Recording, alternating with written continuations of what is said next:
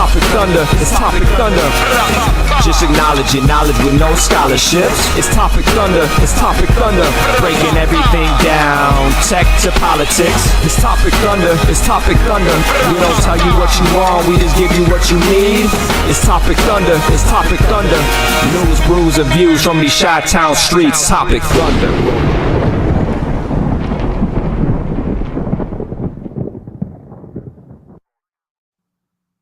Hey there, how you doing? Welcome to Topic Thunder. Right? You can catch us live, and yeah, you like this? It's the new intro. You can catch us live and streaming on Twitch, YouTube, Facebook, and maybe occasionally some Instagram posts, but we're not 100% there yet. This is the Internet Saloon, where the world's most dangerous chat room exists. Again, thanks for participating in Topic Thunder, the #1 podcast not listened to by my father. I'm Brooks. That's Ben. Hello, everybody. Thanks for playing along.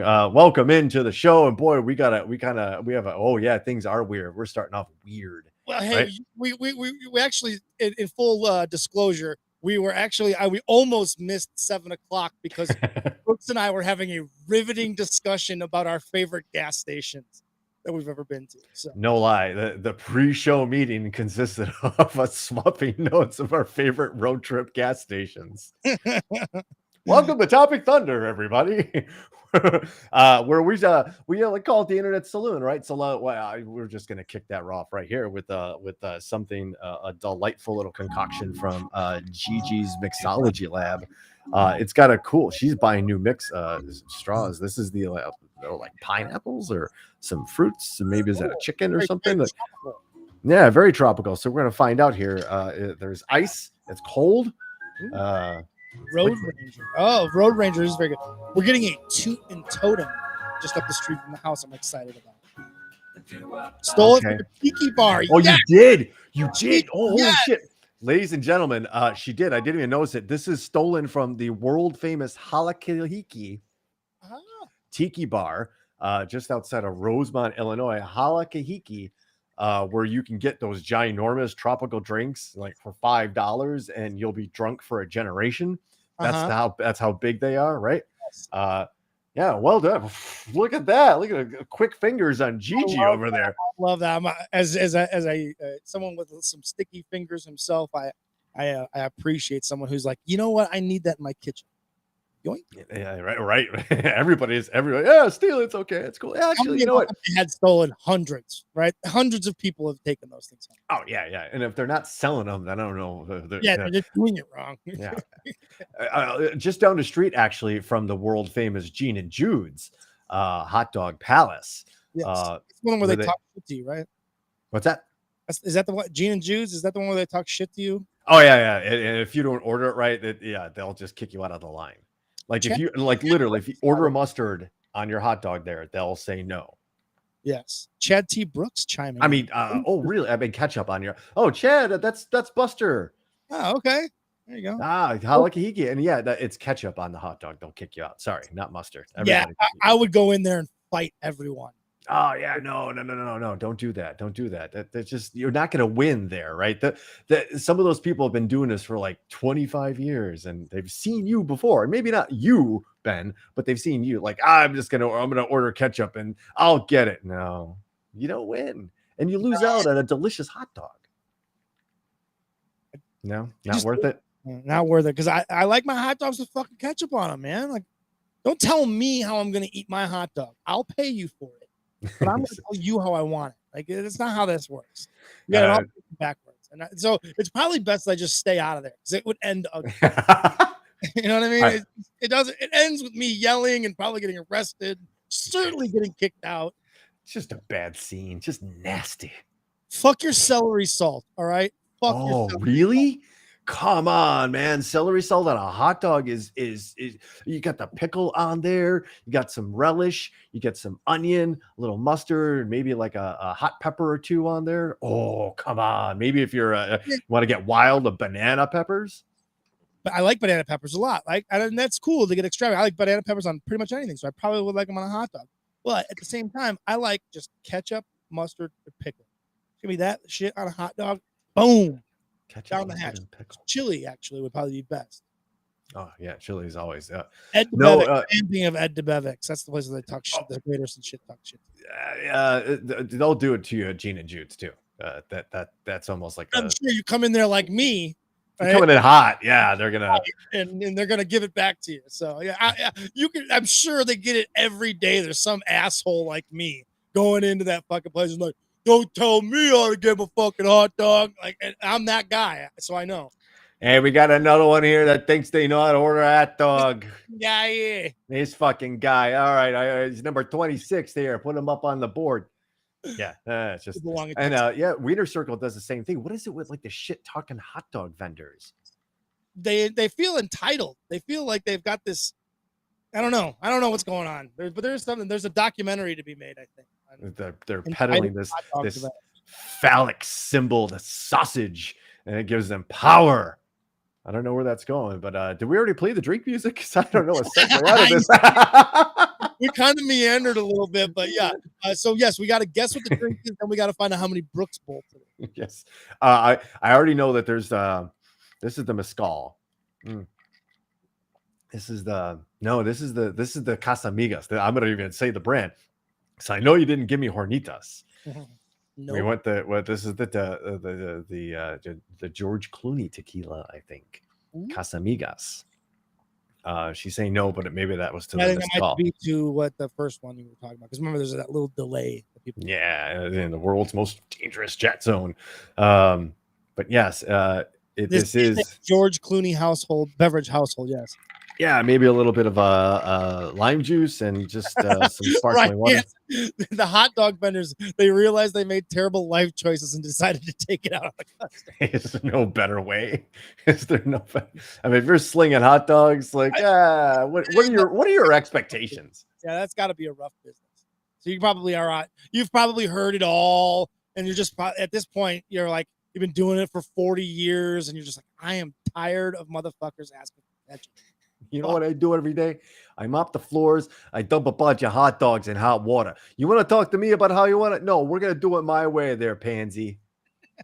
By the way, Casamigos and Nespresso only. That's the household we're in here. That's speaking of standards. But yeah, Broox Bolts, this one's nice. And this is like a outside. It's a warm, breezy, semi-humid night. Like you're outside, there are no bugs in here. It's one of those perfect, and you have a nice crisp drink to kind of cool you off a little bit. This is that, and this is going to get we're going to do 4 out of 5 Broox Bolts. 4 out of 5. Wow. Okay, that's a good one. Yeah, we don't have those spring summer days in Chicago anymore.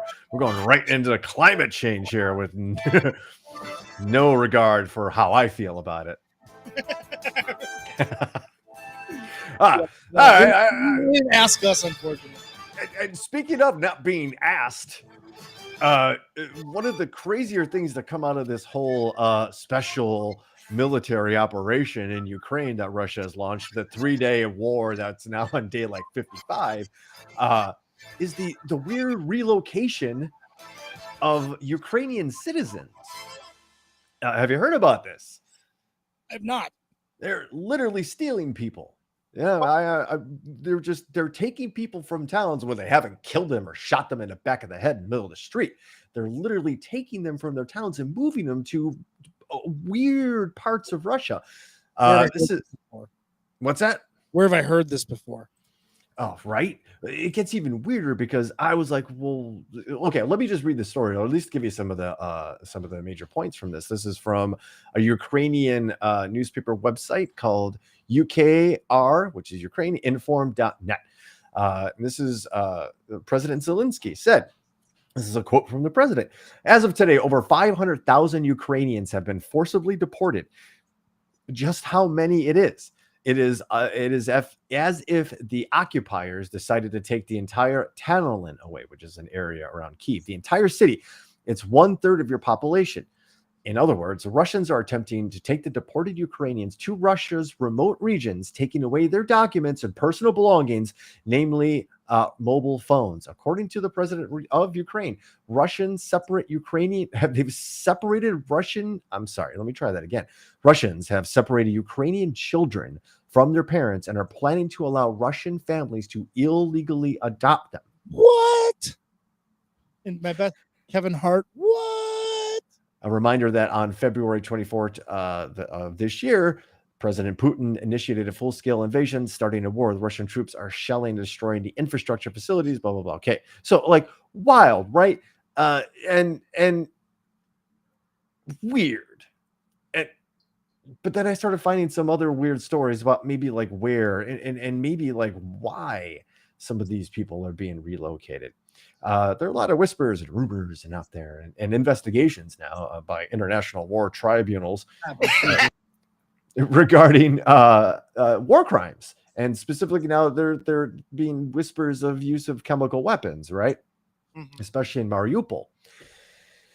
Here's a story from inews.co.uk. And here's the headline. Mariupol survivors taken to former Russian chemical weapons base 600 miles from Ukrainian border. Okay. Ukrainian human rights ombudsman has warned that 400 people, including 147 children, are in a fenced camp near the city of Penza, according to information she has received concerned Russian citizens. Which led to some speculation by the people who posted this story as to why people from Mariupol, especially 600 people from Mariupol, are being transported to basically now an abandoned chemical weapons depot, which the Russians stopped operating, according to the article, in 2017. It is, this is a quote about the complex. It is a closed type institution with few halls, fenced and under guard at the entrance point. The freedom of movement of our citizens is limited. Leaving the camp is forbidden. Our citizens are in extremely difficult and oppressed state. They don't know their fate, to which region the Russian Federation they will be taken. Somebody else posited, and if you post the story, there is a picture that shows you where Mariupol is and where they may have been taken to. I did show that that overhead shot that they had there. Yeah. Okay. Thank you. Because I still haven't replaced the second monitor here, so I'm literally looking at the story and I can't see the. I know, right? I know. Money. Well, do your best to trust that I'm doing my best on mine. Excellent. Thank you. And I do. I trust you. Somebody posited that if you were going to hide possible victims of chemical weapons attacks, you'd want to hide them someplace where there would be the direct residue and contamination of chemical weapons, so you can plausibly say they got it from here. Yeah, I suppose that's true, right? I guess if you want to look at this as evilly as possible, and why wouldn't you? We're talking about Vladimir Putin and Russia. Yeah, that makes a lot of sense. If you were trying to hide some people and hide some shit you did, but it is that seems to be a very small number of people. So like, were they just testing something out? Is that the idea? Would that be the idea that they were just like, oh, let's just try this here in this small town and see what happens? I didn't really think about it like that, but I could tell you, like, when you've read stories about like the theaters and train stations that people were hiding in to avoid Russian troops and bombing, there are always these numbers like 300, 700, 1,000, 1,100, 600, 700 people like stuff in these like railway, subway, underground areas. So it could have been I'm just theorizing, of course. Right, yeah. Don't mean to slander the good name of Vladimir Putin and all of his henchmen.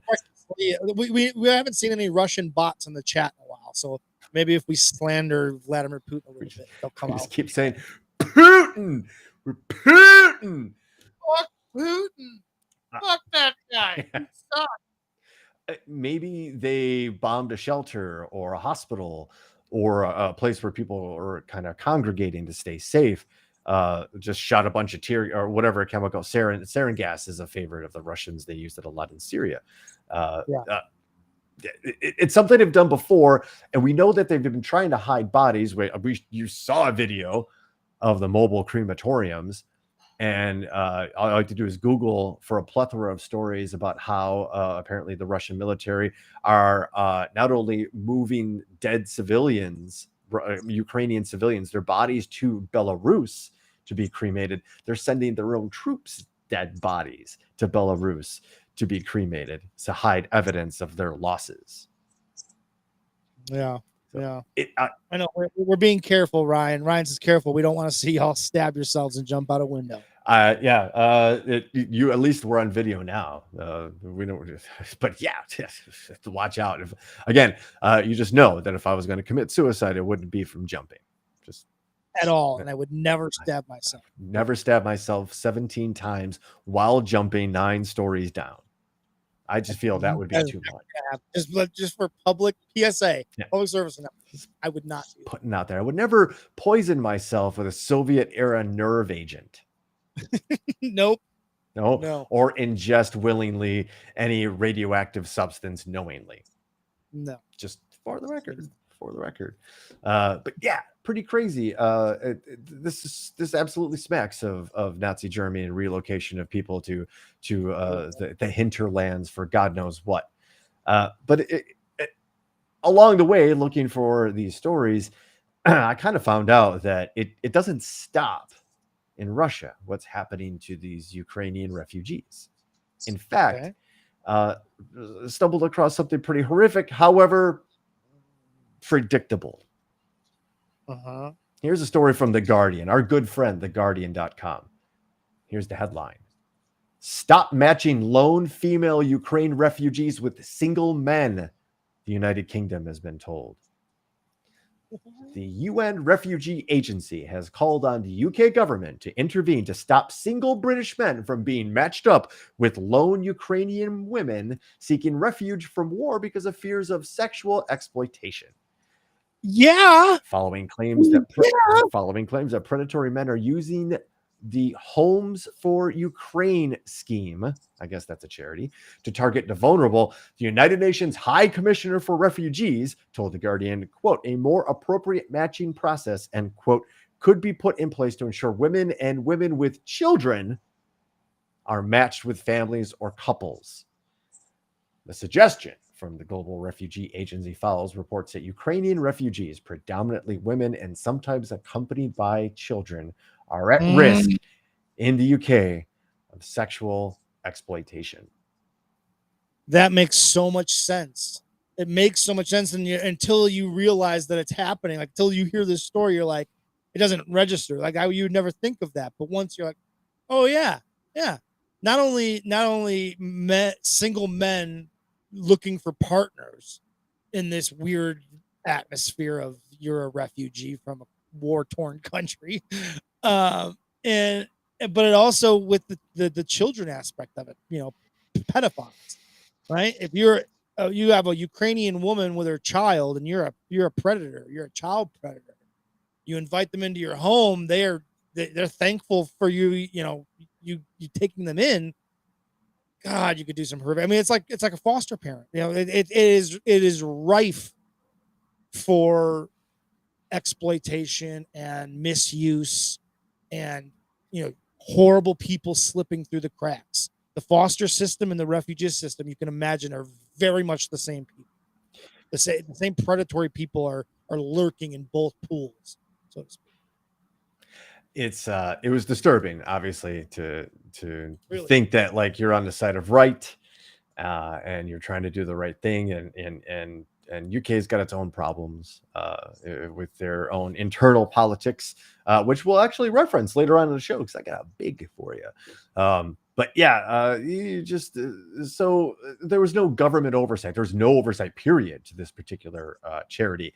So apparently now there's a government-backed matching service run by a charity called Reset, which offers to match UK hosts with refugees, but has been operating for just over a week. So even then, like, right, I know, nobody's like setting these things up Like maybe they should be ahead of time. Why wasn't there some sort of refugee matching process? Like, weren't you taking refugees from, I don't know, Sudan, someplace like I don't know, where are we bombing lately? Who's I can't think of the name right now. Help me out. Saudi Arabia has been at war and bombing the shit out of this country for the better part of a Yemen? decade. What's that? Yemen? Yeah, Yemen. Yeah, we U.S. weaponry is not bombing Russian strong posts in Ukraine. It's bombing places in Yemen. Just to hear this, it's just you want to think that you're doing the right side. You can imagine if you did a deep dive look into the refugee system and their process, we would all just put our hands on our heads and just go, what the fuck is how this is so archaic. It's like the immigration policies and the immigration process. It's fucked off. It's completely ridiculous and outdated and overrun because it doesn't have enough funding and enough staffing to keep up with the amount of people that are trying to come in legally, coming in the right way. That's the kick, right? Right? They want to come in. Plenty of people would love to come in the right way. They have the money. They have degrees. They have established families, and it's our system that bottlenecks this. And it's on purpose. Make no mistake, it is done on purpose because we don't want these people, right? So you make it as difficult as humanly possible so that they don't. It's like a deterrent. They're using it as a deterrent, and it's disgusting that a country built on refugees and literally built on the backs of refugees and people that were literally stolen from their homelands and brought here. Refugees and genocide. That's America. If we had an autobiography, it would be America, refugees and genocide. Bunch of pilgrims sitting at the table with Indians, like a big turkey. Everybody's eating corn. Sam pointing at you right in the middle. Yeah. It's unfortunate, and that's why we have a chance to always kind of recognize that, at least try to, and know that we could be better. That's the whole point, right? Yeah. But sometimes you might sit there and think to yourself, wow, we're a pretty disgusting species. Maybe we don't deserve this moment on this planet. Yeah. And the universe will always provide that answer for you, right? Let's talk about one of those things we always love to talk about. Let's talk about the biggest comet nucleus ever seen by human beings. Oh, it's the weekly time. We should also have music for this because we seem to do this weekly. The weekly giant thing in the sky that could end everything. What's gonna hit us segment? Yeah. How lucky did we get this time, Brooks? Brooks kills us. Part 7.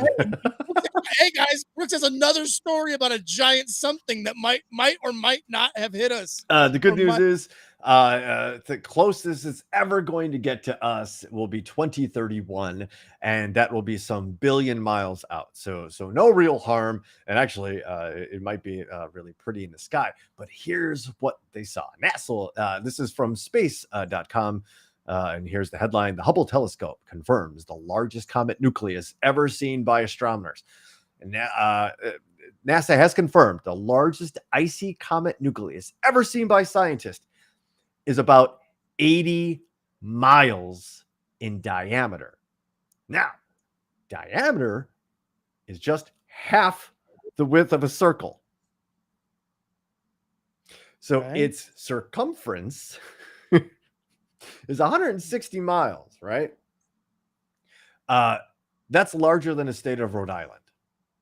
NASA says that this thing in space, this ginormous dirty snowball, right? That's what they call it. That's literally what they call it.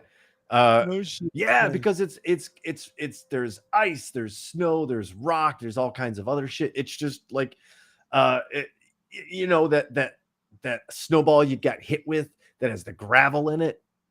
Mm-hmm. That's the worst kind. The worst, because it's got the slush in it too. You just know it, and there's ice. That's the person that you're playing snowball fight with is an asshole. Yes, and that ends the game immediately. Yep, it's no longer fun when you're throwing those kind of fucking dirty ice ball. It is about. This is from NASA, and they ought to know. The comet. You think It's what we pay him for.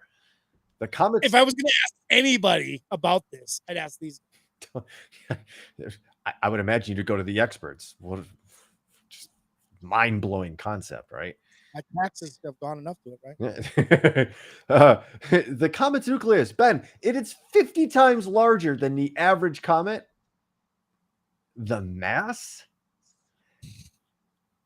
is 500 trillion tons. And it zips along in the outer parts of our solar system at a very comfortable cruising speed of 22,000 miles a second. 500 trillion. Imagine if, let's just imagine for a second. Let's all scare ourselves this week. And imagine if that, something the size of Rhode Island, hit on this planet, what the fuck it would do. It would knock it off its axis. I don't know if it's entirely. I'm sitting there thinking like you split like a huge, knock a chunk off the globe, right? Like a piece of the, depending on, especially like the angle. If it came in at like a sharp angle, it shaves off. Bang! Australia's gone. Not Australia. It's Lex Luthor's kingdom. Yeah. Sorry, Australia. Yeah. Well, and probably destroy the planet in and of itself just by taking off a good portion known as Australia. So yeah, your weekly reminder, folks, that we have bigger things to worry about, because this thing's in our solar system. That's the catch, right? We just can't. Just the first time we've seen these things. They're that far, but that close that we have a real tough time seeing them because we just don't have enough technology and eyes out there right now. But it's in our solar system. There's more. Just saying, there's more. So I want to kill you, but I want to show you what's going to save you, right? We've Grandmaster B in the house, by the way. Who's that? Grandmaster B. Hey, Grandmaster B, welcome to the show. Welcome to the world's most dangerous chat room, the Thunderdome. So we just talked about what can kill you, right? And with all this talk about viruses and our immune system, I stumbled across a video of our immune system killing an ovarian cancer cell. It's crazy. It's a kit, so it just keeps kind of playing over and over again, but I've got it. Check this. This is crazy. It's an incredible piece of video, and it kind of keeps playing over and over again. So if you can see it, I don't know if you can see it or not. Walk us through it a little bit. So what you're seeing is green blob, and then there's like a pink blob that's kind of next to it, and all of a sudden everything kind of shrinks. So that's your T cell on the left, that like pinkish purple cell, right? That is one of your killer immune cells. It is like literally the hunter killer of your immune system, or at least one of. And what it did, and you can see it light up as it literally, like a virus, it literally it injected itself into that. Yeah, there's like some you see how it kind of injects. You can see it kind of going to the thing, and then that thing immediately retracts into this thing and then gets eaten up by the rest of these little pink balls. It literally sent a full salvo, and I'm not a virologist, I'm not an immunologist, I'm not even a scientist. So it sent parts of itself that it's supposed to send to kill like invading cells. That's what your immune system looks like. That's crazy. That's awesome. Nuts. To see it actually at work, like actually put eyes on what it looks like is amazing. That's truly amazing. And thank you for bringing that to our attention. That is what's so cool about this show, is that every week, man, you blow my mind with something fucking wild in the area of science or something along those lines. And this is another one of those things that's just like, that's so crazy that we're that far along in technology to be able to see something like that in real time. Like, that's mind blowing how far we've come. Like 300 years ago, it wasn't that long ago, but 300 years ago, we were fucking animals, basically. Still, it's like that was like the plague that you were talking about. You know what I mean? That's what's so crazy, is like that's not a long time, and the amount of advancement as a species is truly astonishing when you like this kind of shit is what hits you and like makes you realize like human beings, when we decide we put our minds to something, we can figure out pretty much anything. There's pretty much nothing that if we just get enough smart people together in a room, they can't figure it out. It might take some time, but we'll figure it out. That's the point. It takes patience. I want to give a shout out to GMB, Grandmaster B in the chat room for correcting me, because I think I incorrectly stated the diameter and circumference, right? So diameter is like if you take an end point to end point and draw it right through the center, that's so it's 80 miles wide, right? Circumference is if you trace the amount, the circumference is the distance around the edge of the circle. So we always like to be right here on the show, and Supreme in the chat room as well. So we got a full house here tonight. Yeah, thanks guys. Thanks. Stick around. It's a good feeling. It's a fun feeling. We need more votes for the lightning round. We do, which we're going to get to in just a bit. But we like to follow up with some of the contestants on the show here. You want to call them that? And it's been a minute since we've heard from Madison Cawthorn, isn't it, Ben? Yes, one of our favorites, our punchable face who was not in the tournament. Probably the number 1 seed in next year's punchable face. Also, he who went on a trip to Ukraine, across the border to go gambling in Russia, happened to stumble across a former a retired Army intelligence officer who later then recruited him and brought him to a CrossFit event where he met his now ex-wife. And then later also admitted that he found out that CrossFit event was fake. This Madison Crawford, North Carolina Republican and representative in the House of Representatives, has been kind of lipping off a little bit, hasn't he, lately? This story goes back to April 1st. It's no joke. And we're going to read the story backwards because it gets to what he initially alleged, right? So this is Washington Examiner story, correct? Is that where we're at? Where are we on this one? We're going to do the NBC News story first. Oh, okay. I got ahead of myself. Hold on. Wrong Madison Cawthorn story. Oh, we got a couple because we like to follow up on our fellow here. I found one yesterday. Yeah, we are definitely going to touch on that one too, because he's kind of if you remember, he made some hubbub earlier this month about Republican sex cocaine orgies, right? Yes. Anybody remember this? This was the news cycle happens so fast now. Like like 50 years ago, this even okay. Look, Bill Clinton got impeached for lying about a blowjob, and here we have a sitting member of the House of Representatives, quote, "My comments on a recent podcast appearance calling out corruption has been used by the left and the media to disparage my Republican colleagues and falsely insinuate their involvement in illicit activities." Well, what illicit activities are you talking about, Madison Cawthorn? This is what he said on the podcast. This is a quote. "The sexual perversion that goes on in Washington. I mean, being kind of a young guy in Washington, where these average age of people is probably 60 to 70. And I look at all these people, a lot of them, I look to all of them throughout my life. I've always paid attention to politics.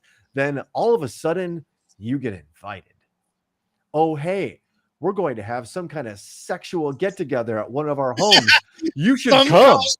Sexual get together. That's the name of my book. Some sort of sexual get together. That has a rhyme to it. I like it. Some kind of sexual get together. This is again back to Madison, his quote, and I'm like, what did you just ask me to come to? And then you realize they're asking to come to an orgy, Cawthorn 26 said. He went on to say, the fact that there are some people leading the movement to try and remove addiction in our country, and then you watch them do a key bump of cocaine right in front of you, and you're like, this is wild. And of course, those sound like comments that have been completely taken out of context, as he suggested, right? Yeah, those are very out of context. No, like details. Very vague. Nothing to say that this it didn't actually happen. Now he's back. Like, you taken out of context. Like What fucking context was it supposed to be, Madison? I had to think about what a key bump meant. I was like, oh, okay, all right. It's clearly not something I do with any kind of regularity. So I had to think about that for a second, but he's just rattling off like key bump, like it's no big deal. Like, Right. So I got to thinking, when you come out and you say, and you spoil the goods for other people like this, right? There's two things that went down, in my humble opinion. One, you've never been really invited to the sexy party fun time things, and you're really jealous and pissed off about it. Two, you were invited and you got kicked out, and now you're trying to just rain down on everybody else's parade. I see no other reason for him to say anything like this at all. I agree. There's no other context that it makes sense in other than him trying to expose. He was doing it in a surely on this podcast. Well, like, yeah, I'm the outsider. I'm not like these fucking people in Washington. These guys are weirdos. They're having fucking cocaine orgies and shit. They invited me. Like, but here's the third option. Okay. And I think this is a viable option as well. That Madison Cawthorn is generally full of shit. Because that other story that we talked about with the CrossFit and the Ukrainian casino, that story, if we talked about it before, we broke it down. If true, is bizarre beyond belief. You almost have to think it is a fake story, that he made the whole thing up. Absolutely. And if you believe that he made that up, you could certainly believe that he made this up too, right? And he was just on a podcast jiving, and he wanted to say something controversial, and he wanted to be like the cool guy in the room, and like, I've been invited to an orgy, and he's never been really invited to an orgy, right? And key bump, nobody that's doing cocaine in 2022 is doing a key bump. Like, that's an 80s thing that you saw in a fucking movie. That's me. Right? You had to look it up. So I think he lied about being accepted into the military. The guy is a born liar. And so I think cocaine orgies and shit. You got to put some orgies and shit. Yeah, that's very okay. That you're up for a good time, Adrian. Yeah, right? That's impossible. But it sounds like something that if you've never been involved in or asked to be at something like that, you imagine like in a movie, something like that. So you say it on a podcast. So I think if I were a betting man, and I am, I would bet on option number C, that he is just completely full of shit, bullshitting in both instances. He is completely making both. All three of those circumstances tell me he's unfit to sit in any seat in our government.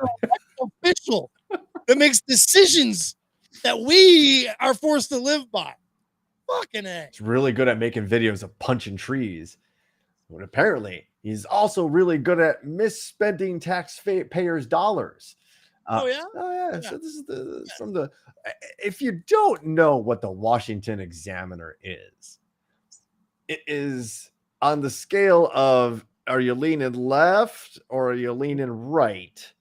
The Washington Examiner is clearly over here. To the right, correct? Very much so. Very right. That's what I was thinking. Like they are. You see a lot of Ben Shapiro quoting and sharing Washington Examiners. A lot, and even unfortunately, their logo kind of looks like the Nazi eagle, the SS Eagle. So when they come down on technically one of their own, you would assume then that maybe he did piss off some really wrong people. So he looks like Miz, doesn't he? Oh, he got like Mrs. Shitty Brother.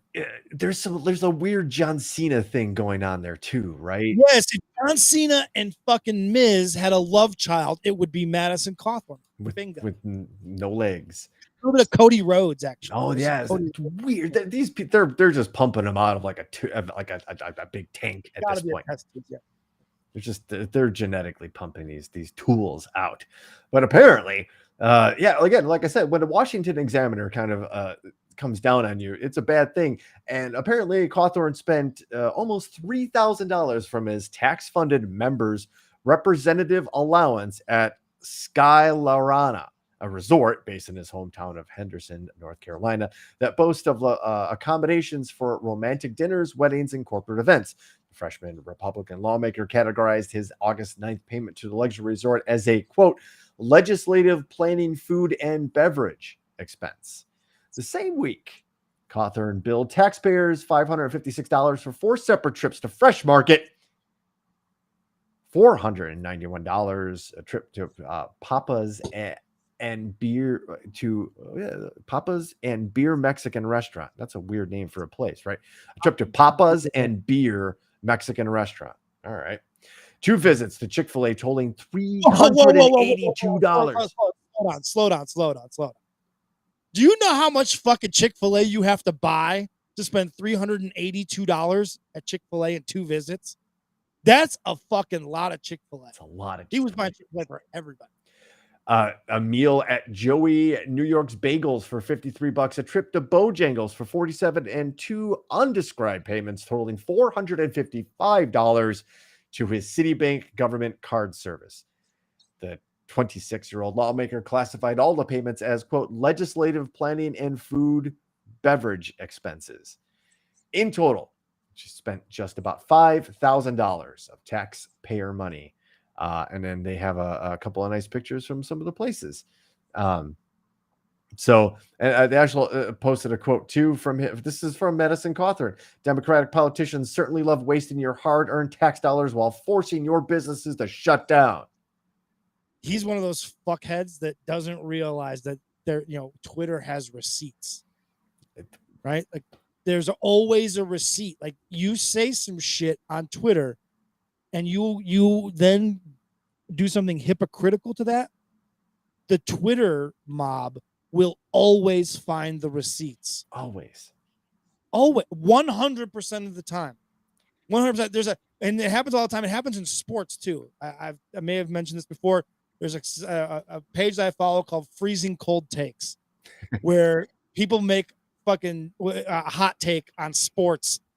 They say something outlandish, right? And when that proves to definitively not be true, this website, no matter if you said it back on Twitter on 2012, I don't care how back, they go back, like as long as Twitter existed, they will find that, then post it and show you how wrong you were, right? And this is, it's the same idea here. It happens in politics too. Like you say something and it turns out that you are hypocritical or it turns out to not be true. There are receipts, and then you have to answer for those where you're like, well, you said this and then you did this. How do you marry those two things? $5,000 on legislative food and beverage planning? That's bullshit. Bullshit. And it reeks of me, to me at least, of somebody like saying, hey, check out what Cawthorn's spending his money on. Because that, like, to look through the receipts to find what he spent at Joey's New York Bagels. Like, right. It was probably someone on the inside that was like, dude, we spent how much on Chick-fil-A? Right? For real. You're like, I like Chick-fil-A, but fuck, that's a lot of fucking Chick-fil-A. Motherfucker bought it on my day off and he did it on purpose. I'm fucking calling somebody at the Washington And it makes Examiner. sense that Madison Cawthorn would spend that amount of money with that homophobic fucking company that is Chick-fil-A. I had it once just to see. It's a fine sandwich, but I'll never eat there again. Nope, I don't do business with them. Yeah. If someone else wants to buy it, I do not give them my money. If you want to buy it, I'll go ahead and get a sandwich because they're that good. Yeah. But I am not giving them my money. We have, and then in this household, we made that decision many years ago. At this point, I know I haven't spent a dime on Chick-fil-A unless I absolutely will not. So the last thing is the article that you sent me, Ben. So I don't know if you want to take this one and or if you just want to let me go, or you can go ahead. You can go ahead and get it. So there was a complaint filed against our buddy Madison by a staffer that had been fired. And this just came out on the 16th. saying in a leaked recording that, quote, "We all want the ultimate goal of him never serving again," end quote. Lisa Wiggins, a former caseworker and campaign aide to Representative Madison Cawthorn, has filed an unemployment-related campaign against the embattled congressman. This is a quote from Wiggins. "What he's done to me was illegal, morally wrong, and you name it, it's been done," she said to David Wheeler, a co-founder of the nonpartisan advocacy PAC American Muckrakers, more commonly known as Fire Madison Cawthorn. So, and I can get behind that. If they have a T-shirt, I'm buying one. So you do have to kind of start questioning what the source of the motive is, but the story goes on. And in a conversation I had with Lisa a couple weeks ago, to back up the notes I was taking, I didn't realize Lisa would provide me with so much information, so I saved a copy, Wheeler said. North Carolina is one party state, meaning that recording a telephone conversation doesn't require consent of all parties engaged in the communication. It's really wild. Really wild. I think Texas is like that too. Is it? Yeah, because I'm, you're always supposed to be like, oh, recording the message, right? But apparently, like, you could get away with some shit. There are some states where, you can get away with it. Wiggins said in the call that she'd advanced claims involving violations of the Family Medical Leave Act, which entitles eligible employees to unpaid job-protected leave for specified family and medical reasons, the U.S., according to the U.S. Department of Labor. In a call, Wiggins said she was denied leave when her uncle passed away and her husband had a heart attack during the same week. Wiggins, 46, said she believed she was Cawthorn's oldest caseworker and that she had been given a warning but was fired 3 days after that warning. It's not clear what the warning was for. She also said that Cawthorn had closed all of his district offices except for the Hendersonville office and was using call forwarding to consolidate constituent service calls, because he probably spent $5,000 on Chick-fil-A and other fine delectables. Bagels. Right. Quote, "I know this because I drove and closed them all," she said. "He didn't have enough caseworkers to man them. He didn't care. He doesn't care about his constituents. He does not care." That sounds like a cocaine and orgy guy to me. If you come from Cherokee County, you're driving 5 hours to see your congressman, but you can't see your congressman anyway when you go to the office. Then there's no way to get a meeting with him unless he's trying to pull some votes, and that's about the only way. So it is a serious claim for sure, because that you are protected if you apply for FMLA. Your job should be protected, and you just either use your PTO or you go unpaid. I know that because now I have to deal with that shit at work. So I kind of understand, like, your job's protected. That's the whole thing of Right. FMLA. So it is kind of a serious violation with the Department of Labor.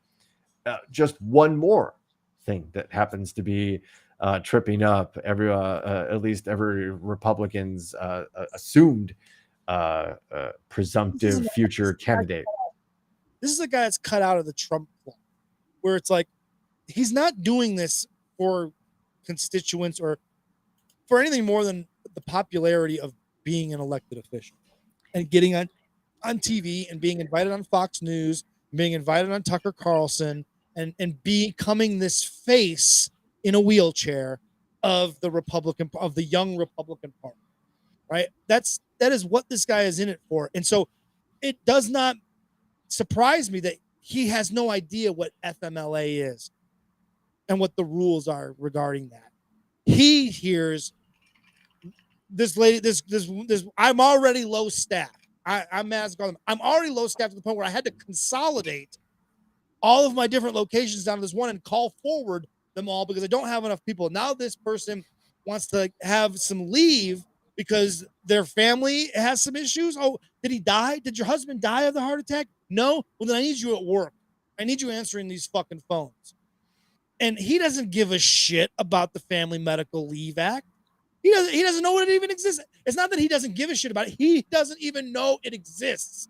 So he doesn't know that he's breaking any fucking laws, right? He's just doing it because you do what I say and I'm important and this is important and this should be the most important thing in your entire life. He probably fired his chief advisors at this point if he's clearing house like that because he spent $4,000 at a luxury resort. Yeah, because they would have probably advised him to not do that. So you would imagine the people around him are saying he's probably fired them all. Anybody that had any sense of ethics or morals, and saying, hey, look, at the very least, have somebody else buy it. If somebody else on their credit card buy it and you pay them back out of like petty cash, or if that even exists, whatever. When I was trying to get Emma to date. Yeah, we're not even done talking about creepy right-wing folks because have you ever seen Jesse Waters on Fox News? It's like he's conservative Jimmy Fallon. Oh, he really is. He's got that look, right? You like, this guy. If Jimmy Fallon was a conservative, he would be this. So this guy, Jesse Waters, he of Fox News, he on Monday told his co-hosts on The Five how he managed to woo his wife, Emma, who was a younger producer working on his show at the time, by sabotaging her car. When I was trying to get Emma to date me, first thing I did, let the air out of her tires. She couldn't go anywhere. She needed a lift. I said, hey, you need a lift? She popped right in the car. No, she doesn't have a story. Why are you saying that with a smile on your face? Did you really do that? Is that the first time you did it, or did you use that before? It works like a charm. Oh, okay. Hey, wait, did he say it works like a charm? Yes, Like- he like did. He's done that fucking creepy shit before, and he's probably date raped using that exact fucking way of going about it. Oh, how can he? No Works like a self-awareness. charm? No self-awareness at all. Right, because there's no accountability. There's no account. Like nobody's gonna like. Wait. What is wrong with you? How do you not know that that is inappropriate? At best, inappropriate. Like a smile, like I'm so fucking smart. Like I really No, what? pulled You're one a- on over on her. You preyed on this young woman, and this one happened to be okay with it to the point where she married you. But it doesn't make it any less fucking creepy. You sick fuck. Yeah, and weird ass incels everywhere go, that's a brilliant idea. Yeah, exactly. That's the danger, right? Oh. Like, Wait till that starts a trend. These fucking weird incels, yes. and like she eventually married him, so I imagine there was some form of consent there. So maybe she was just I'm not gonna speculate on why she may have married her I guess one-time boss, but yeah, for sure. Like the inspiration, like people vulnerable and easily influenced people watch shows like that. And even if one hears that and goes, yes, somebody's in danger. Somebody else's life could possibly be in danger. Yeah. Again, out of how many millions of people watched that show and saw that clip, if just one person saw that and decided that was the correct course of action to get somebody to fall in love with them, and maybe it doesn't go right, and this woman fights back, and it begins. Dude, Gigi's so right that he's a man raised on Porky's rationale. Like, that's shit out of an 80s movie.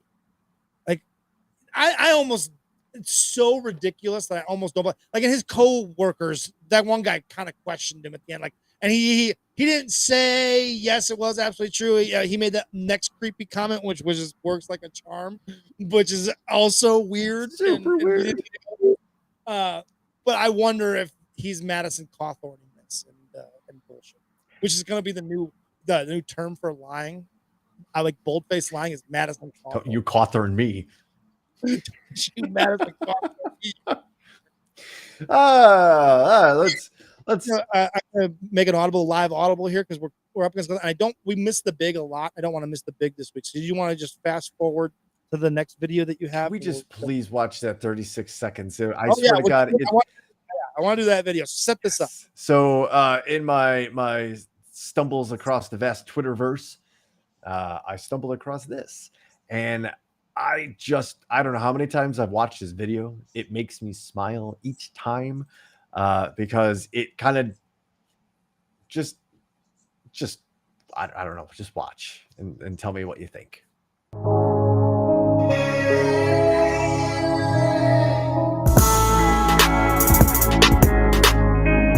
Getting it on these.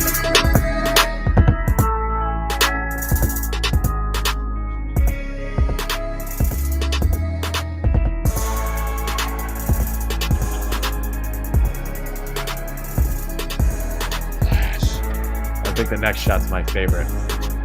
Yep, just the pull-up jumper in that dude's face. He's such a big dude that he tried to go between the legs and it hit his thigh. But I'll be damned if that guy's not good at basketball. He's just not in shape. Yeah, no, yeah, absolutely. That guy's handles and ball skills are ridiculous. I love it. I thought it. That goes. He could go to the YMCA and hustle dudes. For sure. You know what I mean? He's like the ultimate ringer. Like, I'm Yes. going to call my buddy Stan. All right, everybody will see Stan come in the gym and they're like, easy money. In fairness, that dude is not playing full court. Like he's got to be playing like half court. Oh, yeah. You know, Like for he's not running up and down the floor. So before every game, he makes sure there's no shot clock. So he can take his time up the court. when someone gives him a lot of space, he can stop and pop. But if you get up in him, he's not really gonna fucking blow by you. Right.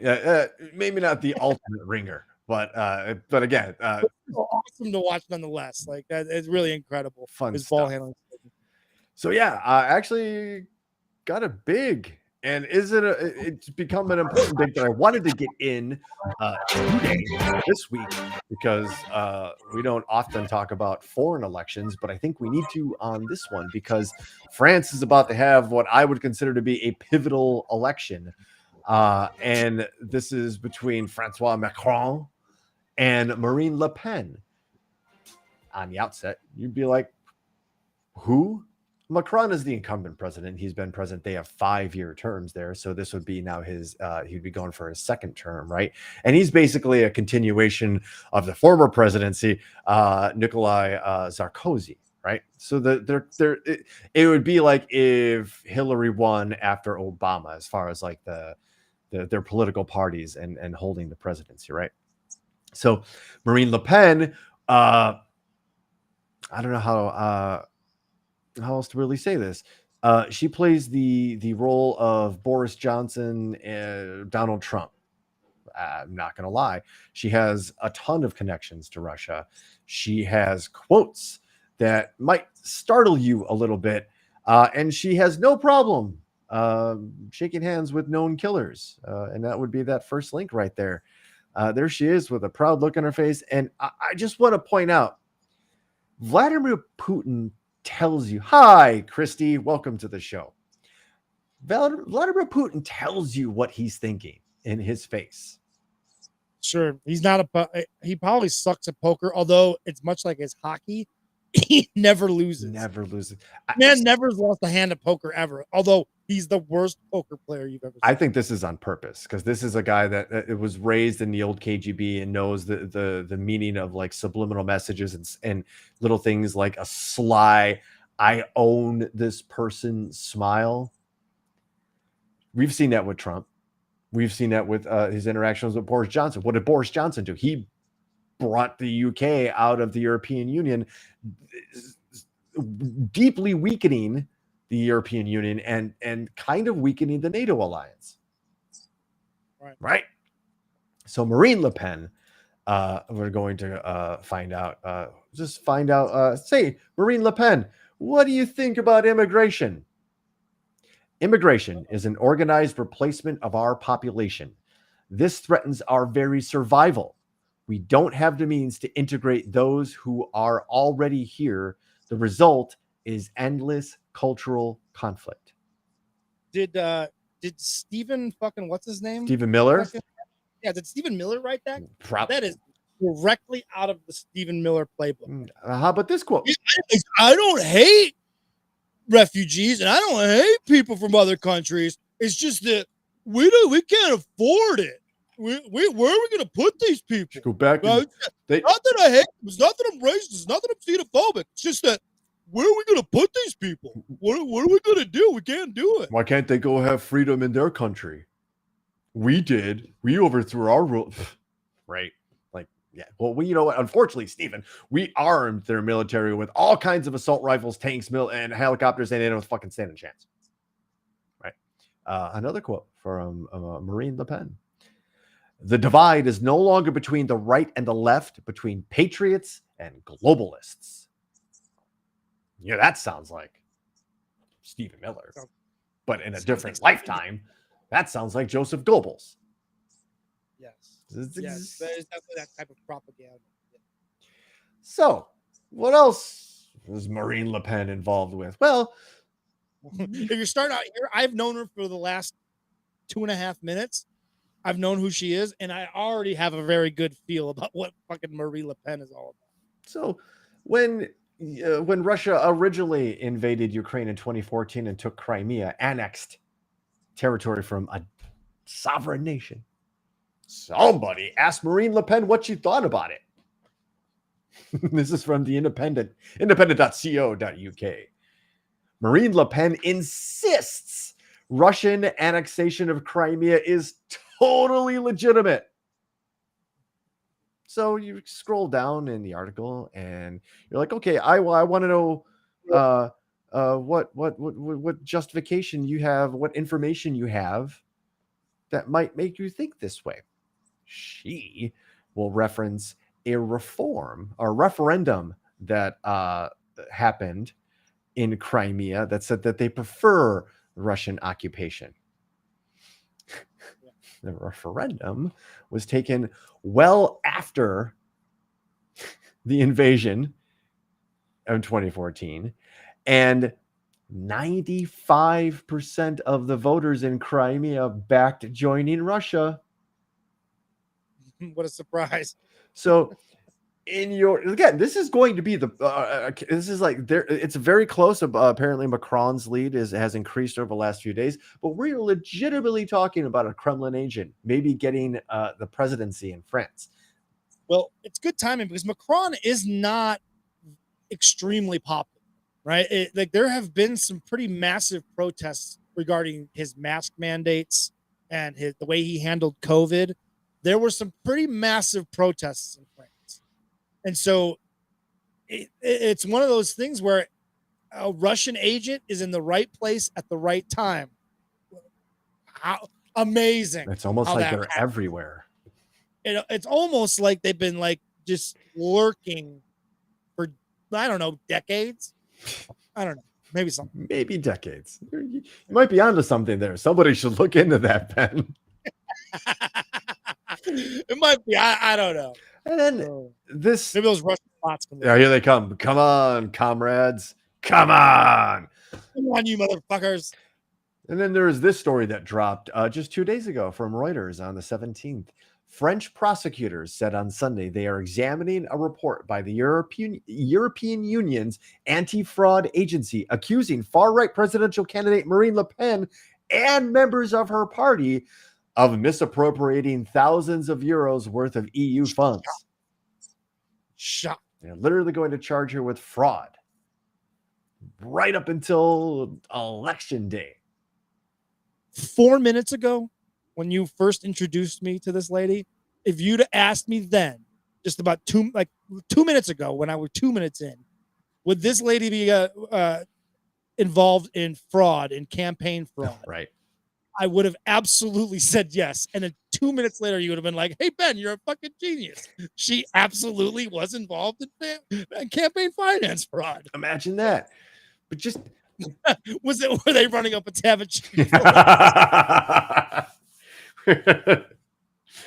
The chic effet over there. But it just goes to show you, Trump's not a one-off. The idea that Russia could be influencing politics in a foreign country is not just an isolated thing in the United States. It again, I'm not trying to. This is a big plan, and it might not always be going the way people that set it up wanted it to go. But I'll be damned if it's not succeeding. To be honest with you. I mean, just look what's going on right now. The United States couldn't be more divided as a citizenship. We are left and right, and the straight versus LGBTQIA.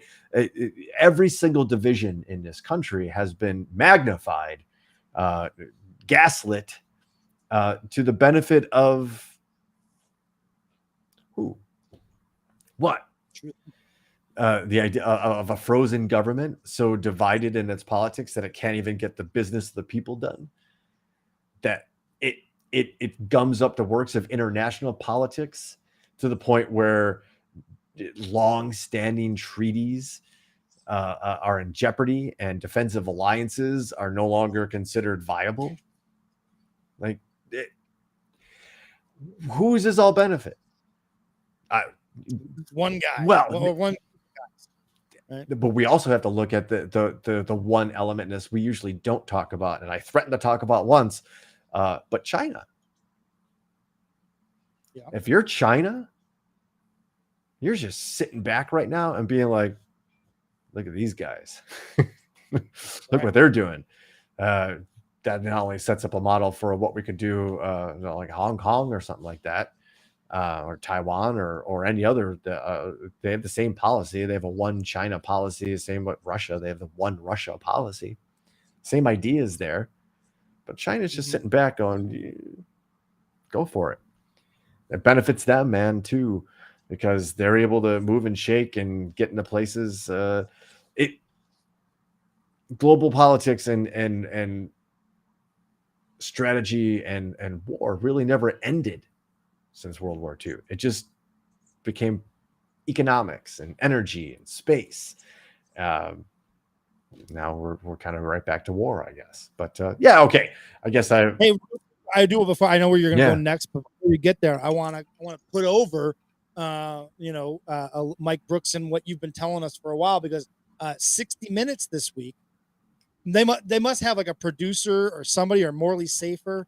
Someone is watching our show, because they did a segment this week on Russian hackers and attacking the infrastructure. They were talking to government officials who are in tune with this thing, and they said, absolutely 100%, we fully expect that there will be cyber attacks on infrastructure things in this country if sanctions increase or things escalate more. We fully expect it. And they asked the person straight up, where do you think is most vulnerable? Where do you think is most likely to be attacked? And she said, without question, energy. Oh yeah, the electrical grid for sure. The energy, that's it. Boom, full stop. That's the big one, and that's where they're going to just that they're not going to fuck around with anything less than that, because they know that that's the fucking death blow. We are fucked if they attack the energy. You cut information off. You cut people that when you cut the power, people are going to panic. And in those situations, that's when you need leaders to be able to communicate a message. So like, we've got it. Help is on the way. You don't have any power. Oh shit. Like, how are you going to hear that message? What do you do? Right. How much food do you have? Once everybody's phone battery dies, how do you communicate with them? You know what I mean? Like, yeah, thank you, Ryan Hansen. Thank you. Yeah, exactly. How many people died because the grid went down in an unprecedented storm? Hundreds of people died because they didn't have power. They couldn't stay warm. In a 2 days. 2 days they were without power. So yeah, we have a vulnerable grid. We have a vulnerable everything, because for some reason we didn't think about this possibility, even though we pay people a lot of money to think about these possibilities. So yeah, like it's just man, you're ahead of the game. You know, Ben, I don't mean to brag, but sometimes these things just come to me. They come to me as a flash, like a bolt of lightning in the sky, which brings us to your favorite segment, my favorite segment, and Ben's favorite segment, the Lightning Round. Here on Topic Thunder. Welcome to the Thunderdome, ladies and gentlemen. Welcome to the world's most dangerous. If you're unfamiliar with the game, here's how we play. I read 3 headlines. 1 story gets read. We like to say 3 stories enter the Thunderdome. 1 gets told, and you, The members of the world's most dangerous chat room choose those stories, so no dilly-dally here, ladies and gentlemen. Let's get to headline number 1. A man tore his lung from masturbating. Usually you save the sexual act ones for the end. Now, If you're coming at us with that out the gate, gear up. You just got punched in the face. Wait, there's more. Headline number 2. Florida man with guns, drugs, and baby alligator in truck arrested. Florida man. I love Florida man. It starts and stops with that, right? Headline. Very good headline for Florida man. Always. Headline number 3. A class of kindergartners accidentally drank tequila during snack time at a Michigan school. Sent in Amazing. One Ryan Hansen. So, yes. wow, we catch up in the chat room right there. Let me refresh your memories and go over the headlines just one more time. Headline number 1. A man tore his lung from masturbating, doctors say. Headline number 2. Florida man with guns, drugs, and a baby alligator in truck arrested. And headline number 3, a class of kindergartners accidentally drank tequila during snack time at a Michigan school. Please, ladies and gentlemen, make your votes known in the chat room. Kindergarten amigos. I will say this while people are voting, we've talked about before that crazy guy that is married to the sex doll is the first entrant in the Topic Thunder Lightning Round Hall of Fame. Oh yeah, first ballot, right? Yeah. Also on that first ballot has to be Florida man. Florida man is a first ballot Lightning Round Hall. Like inaugural class, you are like Babe Ruth of it. Like you're just no brainer. The old Mount Okay, Rushmore. so here we go. Ryan Hansen already. Torn Sack, Captain Funtime, and Margaritaville kindergartners. Grandmaster B says masturbation is always the right answer. All right, with the lightning. He's going with Courtney is going with number 3, drunk kindergartners. I'm waiting for everybody's vote. I don't know if Gigi just came at us with the kindergarten amigos, which is also a great fucking headline title, or if that's a vote as well. So if she could clarify, I'd appreciate that. We need some votes, guys. Yeah. I see you. I know you're there. I know you're thinking about this. Number 3. Well, I got you 3. for number 3. All right, cool. We got a 3 from Ryan Hansen. 3's in the lead right now. Maybe we'll go over maybe you're thinking about it. Maybe you're undecided. Let me refresh your memories just one more time. Headline number 1, a man tore his lung from masturbating, doctors say. Headline. That is fascinating. How is it not winning? Headline number 2. I know, right? Headline number 2. Florida man with guns, drugs, and a baby alligator in truck arrested by deputies. Headline number 3. A class of kindergartners accidentally drank tequila during snack time at a Michigan school. Biz has 1 vote for Torn Sack and 1 vote for Margaritaville over in his name. Thank you for watching, Yolanda. Thank you for watching, Biz. What up? So, okay. As well as our ratings are not as big because people are like when people go to the bar and watch it together. Our ratings aren't as big because Biz and his and Yolanda watch it together on the same screen. But it's okay. Actually, he sent me a picture. They kind of watch it. They're on if the setup is the same, they're like on the couch, like watching it on the TV, like on the big screen. So, yeah, that's so cool. By the way, Gigi with the comment of the day. By the way, I quote unquote accidentally drink tequila all the time. Whoops. Oops. Oh man, I drank tequila again. Oh man, sucks. Well, I think we are close. Right, but everyone wants to know how kindergartners got tequila. Well, even though I really want to know how a dude tore his sack or tore his lung from math. Well, lung is a sack, so maybe we'll break the rules. 55 inches of thunder. Yes. By the way, there's the fucking show name. Absolutely. Thunder. All right. Coming at you. So here you go. Kindergartners accidentally get drunk drinking tequila at snack time at a Michigan school. One of the kids, this is from Fox Detroit News. One of the kids brought a bottle of ready-to-drink Jose Cuervo margaritas to a Grand Rapid Academy Liviona in her backpack, according to the news outlet. Several students drank it. One kindergartner felt woozy and a little dizzy after having 4 or 5 sips from a Dixie cup, a parent told Fox 2 Detroit. The children who drank the margaritas told their parents they thought it was juice. But the kindergartner who initially brought the drink knew it was alcoholic, Fox 2 Detroit reports. Quote, the girl poured it in her cup and she drank it. The girl ended up telling her what it was, and she went and told the teacher there is liquor in this cup, and the teacher gave her a funny face. That was one of the mothers of the children. How does the kindergartner know what liquor is, Right. That's a strong word to know at kindergarten. I don't know how old you are when you're a kindergartner. When you're a kindergartner, what are you? You're what, 5 or 6?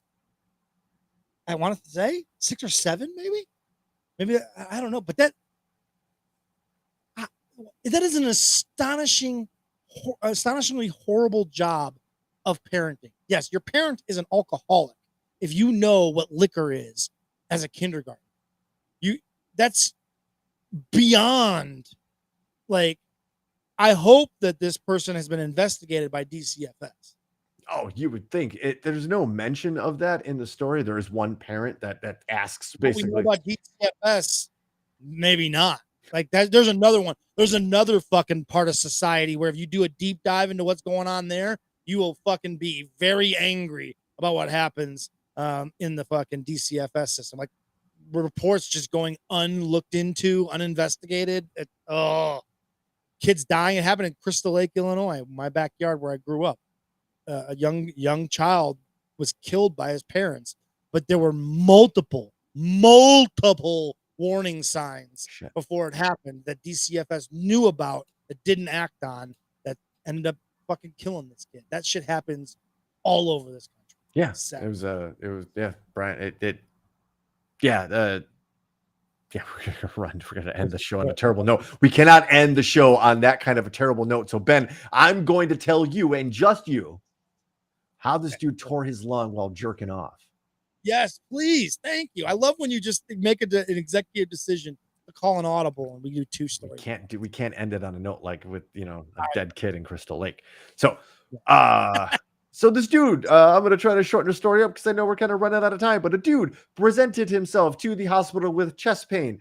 And once they did an examination, they heard some crackling in his lungs and his face had gotten swollen. And the doctors could hear a distinct crackling when he breathed in and out. His symptoms had began while he was, quote, lying in bed and masturbating, end quote. Chest scans soon showed he had something called a pneumomediastinum, which is where air circulated through the respiratory system somehow ends up escaping into the space in the chest between the 2 lungs. That's your mediastinum.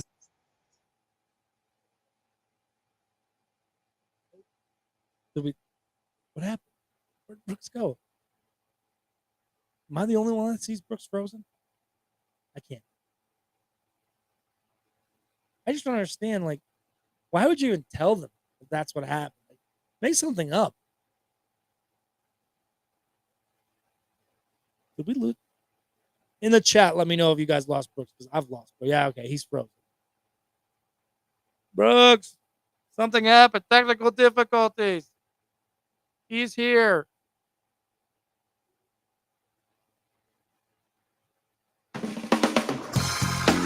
Yes. Maybe the Russians got him. I'm going to leave his window open just in case he pops back in. He has about a minute left. Well, this song's over. And I close it out. Oh, he's fucking Russians. Back. I did not jump out a window. Fucking Russians. So basically, to wrap that up really quick, sorry, my laptop just rebooted out of nowhere. He basically was jerking off so vigorously that he basically caused pressure in his lungs. He let air out of his lungs into his chest, causing a stabbing chest pain. Yeah, it's a spontaneous pneumothorax, which is super, super rare. And I will guarantee you now, this man's name is going into medical literature forever.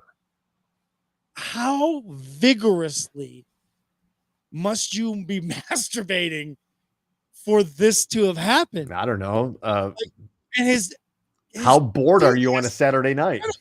Like, you must be really having to go to fucking town. Or, just so the whole autoerotic thing, right? The whole holding of the breath thing, you can't discount that thing, because people maybe. But yeah, the pressure built up so much that it kind of basically burst his lungs, and air escaped into the wrong part of your body where you're not supposed to have air. So lesson learned, right? I guess what are the odds, Ben, that he jerks off again? 100%. Oh, okay. All right. I'm just saying, like, did you go back to the well and risk that? I'm gonna stop it. There's absolutely 0% chance that I'm gonna stop it. Just want to make sure how far we take this whole thing. Self-gratification thing. Hey, speaking of self-gratification, thanks for listening to our podcast, ladies and gentlemen. We call it Topic Thunder. And we really do appreciate you guys chiming in and listening. It really does mean a lot to us. We hope you had a good time. We hope you tell your friends and other people that you know that we have fun here too. We like to learn, we like to laugh, we like to have a drink. So that's the name of the show. That's why we call it the Internet Saloon. It is Topic Thunder. You've been watching us. We really do appreciate it. Again, from the USS Rapapa. Ladies and gentlemen, I'm Brooks. That's Ben. You've been watching Topic Thunder, and we thank you.